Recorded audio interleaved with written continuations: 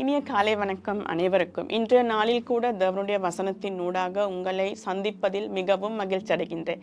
இன்றைய வசனம் யாத்திரகாம 7ஆம் அதிகாரம் முதல் 7 வசனங்கள். அந்த வசனங்களை நீங்கள் வாசித்து பார்த்தால் தேவன் மோசே நோக்கி சில விஷயங்கள் சொல்கின்றார். பார்வோனுடைய நிலைமை என்னவென்று மோசேக்கு தேவன் கூறுகின்றான். அவன் இப்படிப்பட்டவன், அவன் இதை செய்வான், அவன் அதை செய்ய மாட்டான் என்று மிகவும் தெளிவாக பார்வோனை பற்றி தேவன் கூறுகின்றார்.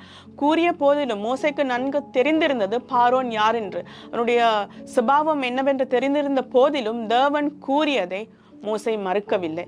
தேவன் கூறியதை மோசே மறுக்காது கீழ்ப்படிந்து தேவன் சொன்னவாறே அவர் செய்தார். எங்களுடைய வாழ்க்கையிலும் கூட எங்களுடைய எதிர்காலத்தில் சில பிரச்சனைகள் வரலாம். தேவன் காண்பிப்பார், இதே போன்ற பிரச்சனைகள் வரக்கூடும், இதே போன்ற சவால்கள் வரக்கூடும். இருப்பினும் எங்களுடைய வாழ்க்கை தேவனை நோக்கி பயணித்தால், அவர் சொல்கின்றதை நாங்கள் செய்ய முயன்றால் நினைவில் வைத்துக் கொள்ளுங்கள், எமக்கு வெற்றி நிச்சயமாக உண்டு. எங்களுடைய வாழ்க்கையில் கஷ்டங்கள் பாடுகள் வரலாம், எதிர்காலத்தில் பயங்கரமான விடயங்கள் நடந்தாலும் தேவன் எம்மோடு இருப்பார், எம்மை கைவிடாது எம்மை வழிநடத்தி செல்வார் என்பதை நினைவில் வைத்துக் கொள்ளுங்கள். தேவன் உங்களை ஆசீர்வதிப்பார். ஆமென்.